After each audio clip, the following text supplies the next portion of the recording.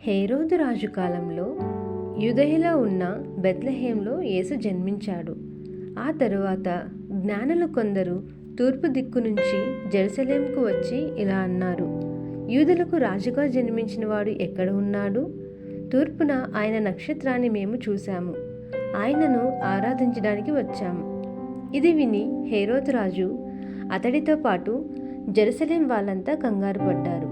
అతడు ప్రజల ప్రధాన యూదులను, ధర్మశాస్త్ర పండితులను అందరినీ సమకూర్చి, అభిషిక్తుడు ఎక్కడ పుట్టవలసి ఉన్నది అని వారిని అడిగాడు.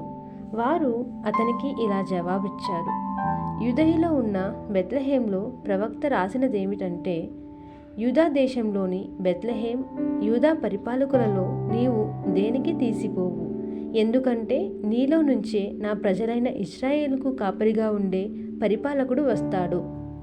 అప్పుడు హేరోదు ఆ జ్ఞానులను రహస్యంగా పిలిపించి ఆ నక్షత్రం కనిపించిన కాలం వారి మూలంగా తెలుసుకున్నాడు.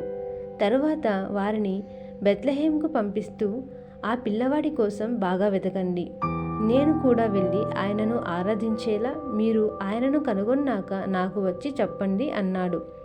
రాజు చెప్పినది విని వారు బయలుదేరారు. తూర్పున వారికి కనిపించిన నక్షత్రం వారికి ముందుగా పోతూ ఆ శిశువు ఉన్న స్థలానికి పైగా నిలిచింది. ఆ నక్షత్రం చూచి వారు అత్యధికంగా సంతోషించారు. ఇంట్లోకి వెళ్ళి శిశువును, ఆయన తల్లి మరియను చూశారు. సాష్టాంగపడి ఆయనను ఆరాధించారు. తరువాత నిధుల పెట్టెలు విప్పి ఆయనకు బంగారం, సాంబ్రాణి, బోలెం కానుకగా అర్పించారు.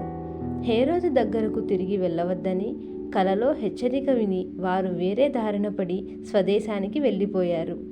వారు వెళ్ళిన తర్వాత ప్రభు దేవదూత ఒకడు యోసేపునకు కలలో కనబడి ఇలా అన్నాడు: హేరోదు ఈ శిశువును చంపడానికి అంతటా గాలిస్తాడు. లేచి శిశువును, ఆయన తల్లిని తీసుకొని ఈజిప్టుకు పారిపో. నేను మళ్ళీ నీకు చెప్పేంత వరకు అక్కడే ఉండు. కనుక యోసేపు లేచి రాత్రికి రాత్రే శిశువును, ఆయన తల్లిని తీసుకొని ఈజిప్టుకు తరలి వెళ్ళాడు. హేరోదు చనిపోయే వరకు అక్కడే ఉండిపోయాడు. ఈజిప్ట్ నుంచి నా కుమారుణ్ణి పిలిచాను అని మునుపు ప్రభువు ఒక ప్రవక్త ద్వారా పలికించాడు. ఈ మాట నెరవేరేందుకే ఇది జరిగింది.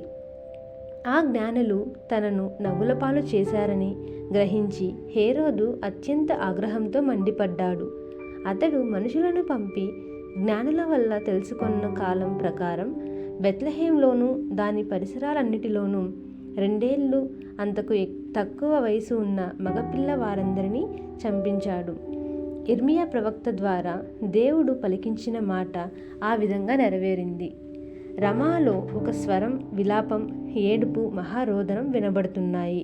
రాహేలు తన పిల్లల కోసం ఏడుస్తూ ఉంది. వారిని కోల్పోయి ఓదార్పును నిరాకరిస్తూ ఉంది. హేరోదు మృతి చెందాక ప్రభు దేవదూత ఒకడు ఈజిప్టులో కాపురమున్న యోసేపుకు కలలో కనిపించి అన్నాడు: ఈ పిల్లవాడి ప్రాణం తీయాలని చూచేవాళ్ళు మరణించారు గనుక లేచి పిల్లవాడిని, ఆయన తల్లిని తీసుకొని ఇశ్రాయేల్ దేశానికి వెళ్ళు.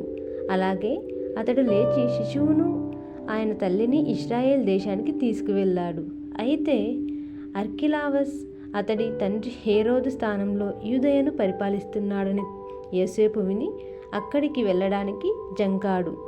కల ద్వారా దేవుడిని హెచ్చరిక పొంది గలిలీ ప్రదేశానికి వెళ్ళిపోయాడు. నజరేతు అనే గ్రామం చేరి అక్కడ నివాసమున్నాడు. యేసును నజరేయుడంటారు అని ప్రవక్తల మూలంగా వచ్చిన మాట నెరవేరేందుకు ఈ విధంగా జరిగింది.